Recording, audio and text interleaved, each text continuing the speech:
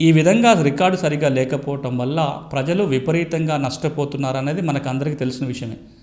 గ్రామంలో 4 గుంటల ఇంటి స్థలం ఉంది, పోయి బ్యాంకులో కుదవబెట్టుకుని అప్పు తెచ్చుకుందామంటే ఈ భూమికి సరైన కాగితాలు లేవు కాబట్టి బ్యాంకు వాడు రుణం ఇవ్వడు.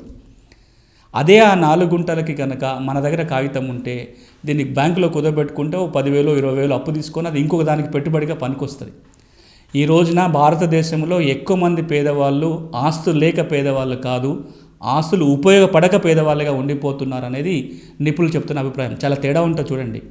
ఈ రోజున తెలంగాణ రాష్ట్రం తీసుకున్న ప్రతి గ్రామంలో కూడా ఎంతో కొంత భూమి ఉన్న వాళ్ళే 90% మంది ఉంటారు. గుంట ఇంటి స్థలం కావచ్చు, ఓ ఎకరం పొలం కావచ్చు, ఎంతో కొంత ఆస్తి ఉన్న వాళ్ళే ఎక్కువ మంది.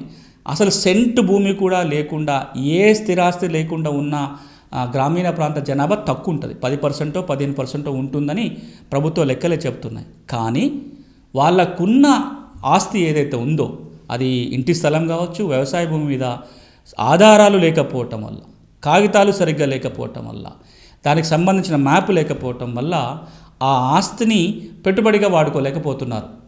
ఈ పెట్టుబడి కింద ఆస్తులు మారకపోవటం వల్ల చాలామంది పేదరికంలో మగ్గిపోతున్నారు. ప్రభుత్వాలు గనక పేదల చేతిలో ఉన్న ఆ కొద్ది గొప్ప ఆస్తులకైనా సరే, ఆ కొద్ది గొప్ప భూమికైనా సరే సరి అయిన కాగితాలు, సరి అయిన పటాలు కనుక తయారు చేసి ఇవ్వగలిగినట్లయితే కొన్ని వేల లేదా లక్షల కోట్ల సంపద గ్రామీణుల చేతికి వస్తుంది అని చాలా అధ్యయనాలు చెప్తున్నాయి.